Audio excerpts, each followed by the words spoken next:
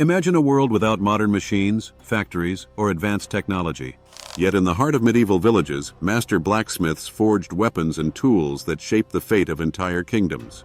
But how did they do it? How could a simple piece of iron be transformed into a razor-sharp sword capable of cutting through armor? Today, we'll uncover the secrets of medieval blacksmiths, from selecting the perfect metal to the techniques that made their blades deadly. And by the end, you'll discover the mystery behind legendary swords that seemed indestructible. The art of the blacksmith in the Middle Ages. If there was one essential profession in any medieval village, it was the blacksmith. Without them, there would be no tools for farmers, nails for carpenters, horseshoes for knights, or weapons for soldiers. But being a blacksmith wasn't just about hammering iron into shape. It was a true art, passed down through generations, and mastered only by the most skilled. Unlike today, where anyone can buy mass-produced tools or weapons, in the Middle Ages, every piece was handcrafted, and a blacksmith's work could determine the fate of many. In small villages, they made everything from household utensils to iron fittings for doors and windows. In larger cities and castles, specialized blacksmiths focused solely on forging weapons and armor for armies. The path to becoming a blacksmith was long. A young apprentice would start with basic tasks like fueling the forge and organizing materials. Under the watchful eye of a master, they would then learn to shape small objects before finally being allowed to craft something larger, such as a blade or a tool. This training could take years before they were recognized as master blacksmiths and allowed to open their own workshops. Beyond manual skill, a good blacksmith needed deep knowledge of metals. Not all iron was the same, and choosing the wrong one could result in weak tools or ineffective weapons. With experience, they could identify the quality of the metal just by the sound it made when hammered, a testament to their mastery, even without modern technology. Raw materials and choosing the perfect metal. A blacksmith's skill meant nothing without the right metal. In the Middle Ages, iron was the foundation of nearly every tool and weapon, but acquiring high-quality metal was no easy task. Unlike today, where refined steel is readily available, medieval blacksmiths had to work with whatever metal they could obtain, often through mining, trade, or repurposing old iron objects. Iron sources and extraction methods. Most of the iron used in medieval Europe came from bog iron ore deposits, or recycled metal from broken tools and weapons. Bog iron, found in marshy areas, was one of the easiest sources to collect, but it required extensive refining to be usable. Meanwhile, iron ore had to be mined from deep underground, a process that required considerable effort and manpower. Once extracted, raw iron needed to be smelted in a bloomery, a type of furnace that heated the ore with charcoal to separate the usable iron from impurities. However, medieval smelting was far from perfect, and the resulting iron was often filled with impurities. Skilled blacksmiths had to refine it further by repeatedly heating and hammering the metal to remove excess slag, a process known as puddling or forging out impurities. The difference between wrought iron, steel, and cast iron. Not all metals were equal, and a blacksmith had to choose carefully depending on what they were forging. Wrought iron, malleable and resistant to rust, this was ideal for tools, chains, and everyday objects. Steel. Created by adding carbon to iron, steel was much stronger and was the preferred material for swords, knives, and armor. However, producing high-quality steel was a rare and valuable skill. Cast iron. Though used in later periods, medieval blacksmiths rarely worked with cast iron, as it was brittle and difficult to forge. Because there were no chemical tests or microscopes, blacksmiths relied on experience and intuition to determine the quality of their metal. By listening to the sound of the hammer against the iron and observing how it reacted to heat, they could judge whether a piece was suitable for a durable sword or a sturdy tool. The forging process without modern machines. Forging metal without modern machinery was a labor-intensive and highly skilled process.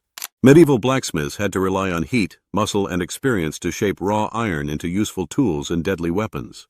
The key to their success lay in their mastery of fire, hammer, and anvil, three essential elements that defined their craft. The medieval forge. Heat and fire control. The heart of any blacksmith's workshop was the forge, a furnace used to heat metal until it became malleable. Unlike today's industrial forges, which use controlled gas flames, medieval forges relied on charcoal as fuel. Charcoal burned hotter and cleaner than regular wood, making it ideal for reaching the high temperatures needed to work iron. To maintain these high temperatures, Blacksmiths used bellows, large hand-operated air pumps that increased oxygen flow to the fire, making it burn hotter. A skilled blacksmith knew exactly how much air to pump to keep the metal at just the right temperature. Too cold, and it wouldn't be workable. Too hot, and it could burn or weaken. Hammering and shaping the metal. Once heated, the glowing metal was placed on an anvil and shaped using a variety of hammers and chisels. This process required not only strength but precision. The blacksmith would repeatedly reheat and hammer the iron, slowly refining its shape with each strike. Different hammering techniques allowed blacksmiths to control the thickness, strength, and flexibility of the final product. Some of the most common methods included drawing out, stretching the metal to make it longer and thinner; upsetting, thickening the metal by compressing it; bending and twisting, shaping the metal into curves and spirals, useful for decorative or functional elements; quenching and hardening. Once the desired shape was achieved, the blacksmith had to harden the metal through quenching, rapidly cooling it in water or oil. This process locked in the shape and increased durability, but if done incorrectly, it could make the metal too brittle. Despite lacking modern tools, medieval blacksmiths perfected these techniques through centuries of trial and error, ensuring that their weapons and tools were strong, reliable, and long-lasting. Crafting essential tools, knives, axes, and farming equipment. Before a blacksmith could forge mighty swords or armor, they had to master the creation of everyday tools. In medieval society, knives, axes, and farming equipment were just as important as weapons, as they sustained daily life and kept communities functioning. Knives. The blacksmith's first masterpiece. A knife was often the first blade a blacksmith learned to forge, as it was small but required precise technique. Knives were essential for cooking, crafting, hunting, and self-defense, making them one of the most commonly produced items in a forge. The process of making a knife involved heating and shaping a small iron or steel bar on the anvil, drawing out the blade to refine its edge, grinding and sharpening the cutting edge using a whetstone or manual grinding wheel, tempering the blade to balance hardness and flexibility. Handles were often made from wood, bone, or even wrapped leather, ensuring a firm grip for various tasks. Axes, essential for survival and combat. Axes were another crucial tool, used for chopping wood, clearing land, and even as a weapon in battle. Unlike knives, an axe head had to be heavier and more robust, requiring careful forging to ensure it wouldn't crack under impact. To make an axe, blacksmiths would forge a thick wedge-shaped blade, sometimes wrapping and welding the metal to form a socket for the handle. Sharpen and harden the edge through a process of differential tempering. Attach a sturdy wooden handle, often made of ash or oak, for durability. Farming equipment. The backbone of medieval society. The survival of medieval villages depended on efficient farming, which meant blacksmiths were constantly making and repairing tools such as plowshares to cut through soil, sickles and scythes to harvest crops, horseshoes to protect workhorses from injury. Because of the demanding nature of farm work, these tools had to be strong but not brittle, requiring the blacksmith to carefully balance hardness and flexibility in the metal. Even though weapons are often romanticized, blacksmiths spent more time crafting these everyday tools, proving that their role extended far beyond warfare. Forging medieval weapons, swords, spears, and war axes. While blacksmiths crafted countless tools for daily life, their most respected and sought-after work was undoubtedly the forging of weapons. Whether for knights, soldiers, or mercenaries, a well-crafted blade could mean the difference between life and death on the battlefield. But without modern machines, how did medieval blacksmiths shape iron and steel into deadly weapons? The art of swordsmithing. From raw metal to deadly blade. Forging a sword was one of the most complex tasks a blacksmith could undertake. The process required skill, patience, and a deep understanding of metallurgy. The steps to making a sword included forging the blade. A steel bar was heated and hammered into the rough shape of a sword. To ensure flexibility, some blacksmiths layered different types of iron and steel, creating composite blades. Shaping and fullering. The blacksmith would refine the blade, adding a fuller, a central groove, to reduce weight without sacrificing strength. Quenching and tempering. After heating the blade to a high temperature, it was rapidly cooled in water or oil to harden the metal. However, this could make the blade brittle, so it was reheated at a lower temperature to restore some flexibility. Sharpening and polishing. The edges were carefully honed, and the surface was polished to remove imperfections. A well-made medieval sword was not just a weapon, It was a finely balanced tool of war, capable of cutting through armor while withstanding powerful blows. Spears and war axes, simple but deadly. Not every soldier carried a sword. In fact, many medieval warriors relied on spears and axes, which were easier to produce and just as effective in battle. Spears were relatively simple to forge. A long, narrow iron blade was attached to a wooden shaft. However, some blacksmiths reinforced the metal tip with steel for added strength. War axes were heavier and more brutal than everyday axes, often featuring a bearded blade with an extended lower edge to hook onto enemy shields or armor. While swords were symbols of nobility, spears and axes were the weapons of the common soldier, proving that even the simplest blacksmith's work could shape the outcome of wars. Hardening and tempering, the secrets of a strong blade. A sword or tool was only as good as its durability. If a blade was too soft, it would bend or dull easily. If too hard, it could shatter upon impact. This is where medieval blacksmiths relied on their most critical techniques, hardening and tempering. Without modern measuring tools or controlled heat environments, they perfected these methods through centuries of trial and error. The hardening process. Quenching in water or oil. Once a blade had been forged into shape, it needed to be hardened. This was done by heating the metal to a high temperature, often a glowing orange or yellow, and then rapidly cooling it, a process called quenching. Water quenching.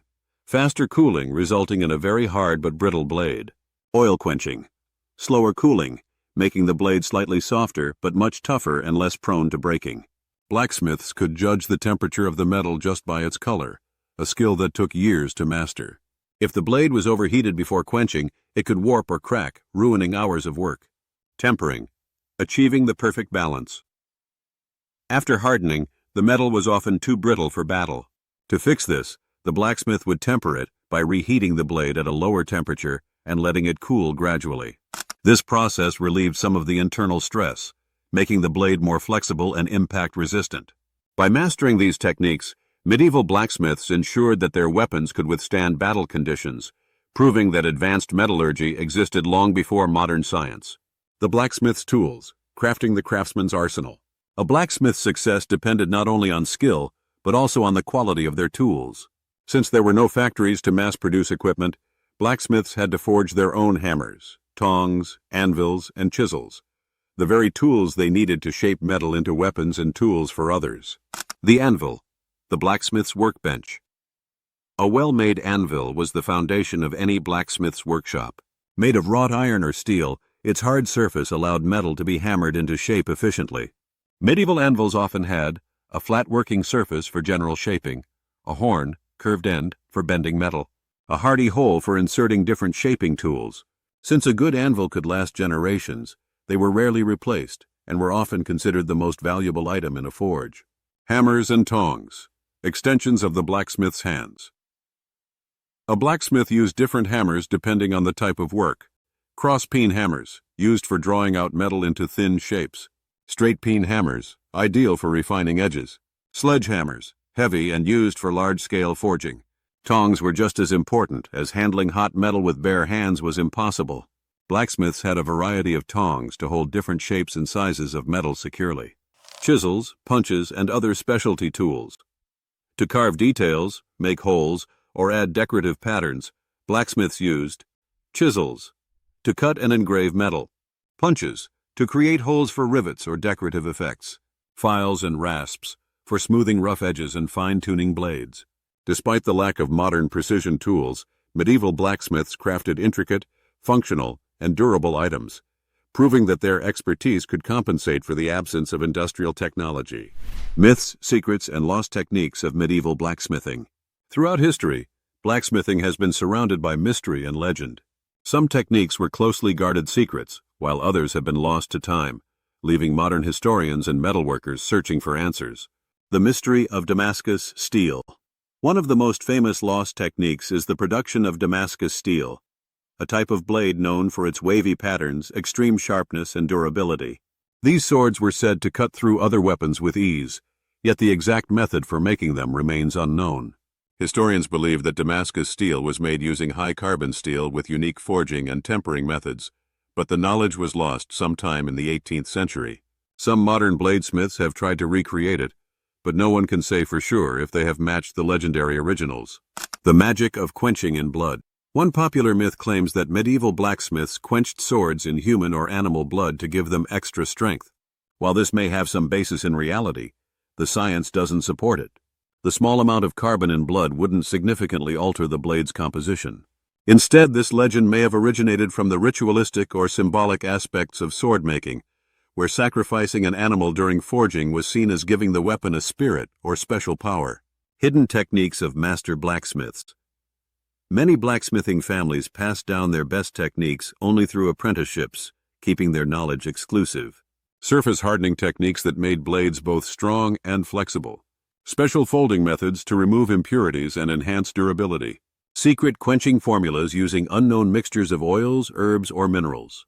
Even today, modern blacksmiths struggle to fully replicate some medieval weapons and tools, proving that these artisans possessed a deep understanding of metalwork long before modern science caught up. The legacy of medieval blacksmiths in the modern world. Although medieval blacksmiths worked without modern tools or machines, their influence can still be seen today. Their techniques laid the foundation for modern metallurgy, and their craftsmanship continues to inspire artisans, historians, and even industrial metalworkers. Traditional blacksmithing still exists even in the age of mass production. Some modern blacksmiths still use medieval techniques to create handcrafted knives, swords, and tools. Many of these artisans study historical methods to ensure authenticity, relying on forges, anvils, and hammers, just as their medieval predecessors did. Organizations and historical reenactment groups, such as the Society for Creative Anachronism, SCA, and HMB, Historical Medieval Battle, help preserve blacksmithing traditions, proving that the art is far from forgotten. Engineering and metallurgy. Lessons from the past. Despite advancements in metalworking, some ancient techniques still surpass modern industrial methods in terms of durability and flexibility. Folded steel techniques, once used in swordsmithing, are now applied in crafting high-end knives and specialty tools. Quenching and tempering processes refined by medieval blacksmiths are still used to harden industrial machinery parts. Hand-forged tools and weapons remain highly valued by collectors and martial artists for their strength and authenticity. The fascination with medieval blacksmithing continues in modern media, from historical documentaries to fantasy and medieval-themed shows. Whether in Game of Thrones, The Witcher, or historical dramas like Vikings, the image of a skilled blacksmith forging powerful weapons remains a symbol of strength, craftsmanship, and tradition. Even in an age of automation, the legacy of medieval blacksmiths lives on, not just in history books, but in the hands of those who still practice the craft today. Now that we've explored the techniques and secrets of medieval blacksmiths, we can finally answer the question we asked at the beginning. How did they forge powerful weapons and tools without modern machines? The answer is skill, experience, and a deep understanding of metalwork, proving that, even without industrial technology, medieval blacksmiths were masters of their craft. And as we've seen, their knowledge hasn't been lost to time. It continues to shape the world in ways they never could have imagined.